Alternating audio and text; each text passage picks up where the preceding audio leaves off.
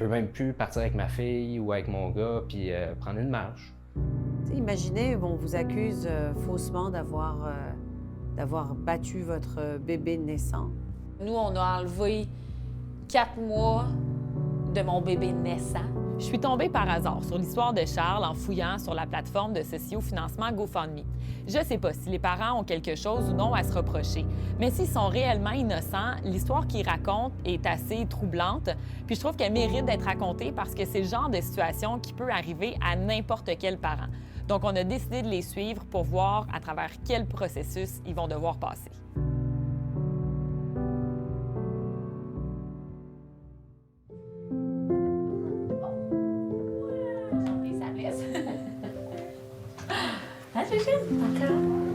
Je t'aimerai toujours, la vie comme le jour. Et tant que je vivrai, tu seras mon bébé. À ces 4 semaines, dans le fond, on a remarqué le matin, à son premier changement de couche, qu'il y avait des marques cutanées un peu partout là, sur le corps. Là. Il y avait sur les bras, il y en avait en haut de la fesse, il y en avait sur la hanche, il y en avait sur la lèvre. Puis c'était comme des ecchymoses, on peut appeler ça comme ça, là. Violacée. Fait qu'à ce moment-là, pris de panique, moi et mon conjoint, on a décidé d'aller à Sainte-Justine directement. Parce qu'après avoir parlé au pharmacien, il nous avait fait peur en nous mentionnant que c'était peut-être la méningite. Le tout qui partait d'une bonne intention, je pense à mes yeux, là, d'aller consulter quand on trouve de quoi d'inquiétant sur notre enfant, se revirer contre nous, puis là, on s'est retrouvés finalement, comment on pourrait dire, soupçonnés de maltraitance d'enfants. J'avais même pas eu le temps de parler encore, qu'on me questionnait déjà à savoir si j'avais pu perdre patience avec mon garçon, si papa avait pu perdre patience ou si j'avais fait garder mon garçon.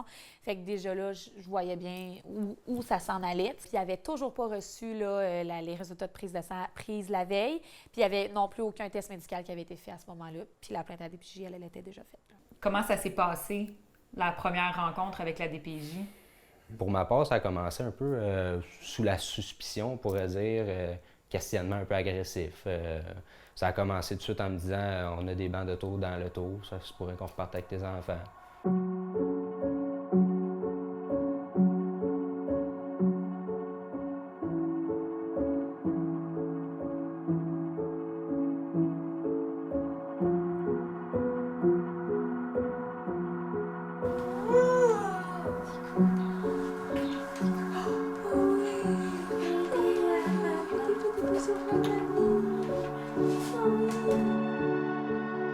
On a la chance d'avoir ma belle-mère qui s'est proposée pour se sacrifier, on pourrait dire, parce que c'est carrément ça. Là.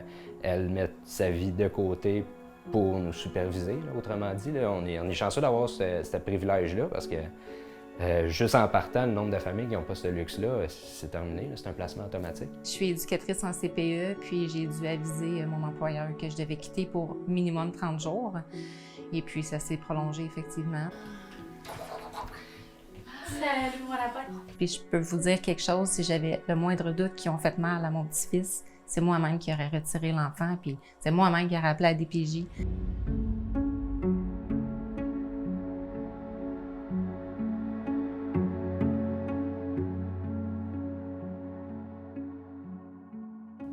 Ce que je déplore, c'est que le gros bon sens, le GBS. Tu sais, on a des parents qui ont un autre enfant, qui n'ont jamais maltraité l'autre enfant. On va voir le pédiatre nous dit que c'est d'excellents parents, mais là, on met ces parents-là dans la case des parents qui maltraitent leur bébé parce qu'ils sont allés consulter à l'hôpital. Ça ne fait pas de sens. Et des situations qui ne font pas de sens, il y en a un peu trop, malheureusement. Moi, je peux vous dire, sur 10 dossiers, j'en ai peut-être 7 où je me dis, il y a des parents qui n'en avaient pas besoin, qui avaient besoin plutôt d'avoir de l'aide, plutôt que d'avoir la DPJ dans leur vie. Les parents ont coopéré dès le début, on le voit d'ailleurs dans les rapports d'évaluation. Ils ont proposé de soumettre à un test du polygraphe. Ils ont proposé de soumettre à une évaluation psychiatrique pour faire évaluer leur capacité parentale. Ils ont aussi talonné la DPJ dans l'espoir d'accélérer le traitement de leur dossier. Ils ont demandé des visites plus fréquentes de l'intervenante, mais il n'y avait rien à faire. Les jours d'attente sont devenus des semaines et les semaines sont devenues des mois. La lumière, je te cacherai pas qu'on la voit pas. Moi, je la vois pas. Je fais mon possible dans le sens que, pour ma part, faut que je continue à travailler, faire comme si tout était normal aussi à travers ça. Ça, c'est un peu plus difficile. Excusez. En aucun cas, on a été capable de démontrer notre innocence. On cherche par tous les moyens pas possibles d'essayer de coopérer puis de collaborer. On fait tout ce qu'on peut. On essaie d'accélérer les processus. On essaie d'accélérer les délais, surtout. Le polygraphe, tu penses-tu que ça peut aider? Bien, j'ose espérer. C'est notre dernier recours, autrement dit. Après ça, comment tu peux prouver de quoi que personne n'a vu? Aujourd'hui, on est le 9 juin. Ça fait plus de 2 mois et demi que la DPJ s'est mêlée du dossier. C'est enfin aujourd'hui qu'ils se rendaient au quartier général de la Sûreté du Québec où on se trouve pour passer le polygraphe, ce qu'on appelle communément le détecteur de mensonges. Donc, ça fait plus de 3 heures qu'ils sont à l'intérieur puis on les attend pour savoir comment ça s'est passé. Geneviève vient de me texter. Ils ont finalement terminé, donc on les attend. Puis, comment ça va? Moi, ça va. Moi, j'ai pas pu réussir le test en raison de mes... je ne suis pas assez. Fait que le test est non concluant. C'est pas un oui, c'est pas un non. C'est ce qui paraît, c'est des choses qui arrivent pas fréquemment, mais ça arrive, c'est pas rare. Il suit pas assez, tu sais, nous mettre comme 3 trucs ses doigts, puis il semblerait que ses doits ne suivent pas assez. Ah, tu dois être dans tous tes états. Ah, et je vous cacherai pas, quand il est venu me dire ça, je suis tombé en larmes. C'était de la colère. De la colère.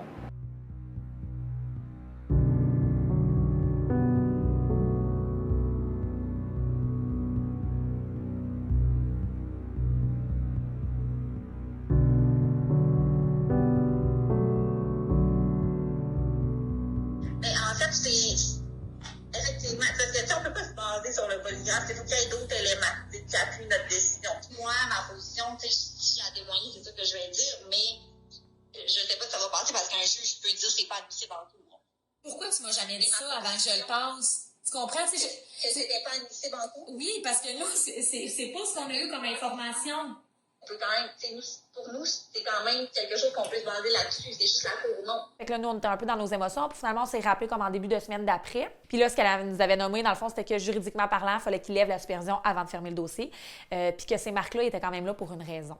Ma frustration là-dedans, c'est que tu m'avais clairement dit que la demande serait faite lundi. Puis c'est comme la manière que tu parlais, c'était ça qui allait arriver. En fait, oui, c'était mon intention, mais mon avocate m'a dit que c'était pas possible. Là. Ça a l'air que juridiquement, c'est différent. Là. OK. Oui, la prudence, puis oui, c'est des jeunes enfants qui peuvent pas parler, qui peuvent pas s'exprimer. Mais il faut quand même trouver un moyen d'accélérer tous ces délais-là. Ça n'a pas d'allure. Ça a juste pas d'allure. On a donné des coups de pied dans le nid à guêpe là, pour que ça l'active. Là, puis on a payé de notre poche pour devancer des procédures. T'sais. On a tout fait, puis même avec ça... Ça va faire 5 mois qu'on est dans marde. Ouais. Les délais, les frais de cours, les frais d'avocat, les frais des experts, les frais des expertises. C'est fou, là, ce que vivent ces parents. Et il y en a qui perdent leur bébé aussi. Il y en a qui n'ont pas les moyens de faire ça. Et c'est là où c'est triste. Nous, on a enlevé 4 mois de mon bébé naissant, tu sais. De mon bébé naissant où j'aurais pu bercer la nuit, ou tu sais, je veux dire, c'est tous ces moments-là. Il y a un moment donné où que je me suis dit, Colin, je pense que ma belle-mère, elle connaît plus mon fils que moi. Ouais, c'est ça. Puis là, on est rendu au mois d'août, puis c'est pas encore complètement terminé. Non, c'est ça.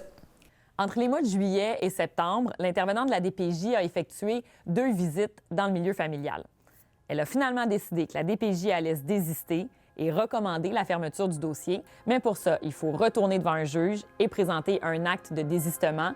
Puis la date d'audience a été fixée au 19 novembre.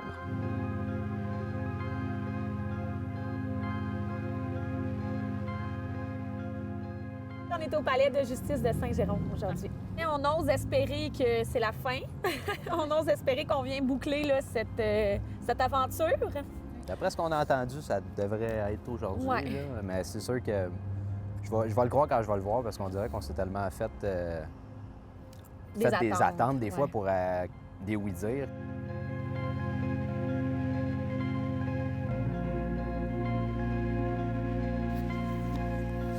Voilà, c'est terminé. Donc, c'était aujourd'hui le grand jour. L'acte de désistement a été présenté devant le juge par l'avocat de la DPJ qui a grosso modo mentionné qu'il n'y avait plus de raison de se trouver dans la vie de cette famille-là. Ça a été accepté. Donc là, on attend Geneviève Maxime pour prendre leur réaction. J'ai encore de la misère à le croire que c'est finalement, on est arrivé, 7 mois et demi, 8 mois. Ouais, 8 ça mois a pris plus tard. 8 mois. Mais non, on est content, mais tu sais, on est un peu amer aussi de la situation. Tu sais, c'est comme... Bon, mais c'est terminé, fait qu'on a dérangé votre vie pendant 8 mois. Organisez-vous avec ça, tu sais, c'est comme... on s'excuse, rien. Pas d'on s'est trompé, tu sais, pas Non. de... Fait que, tu sais, c'est sûr qu'on reste amer de la situation, mais on est content au final là, que tout soit dispassé. Hein?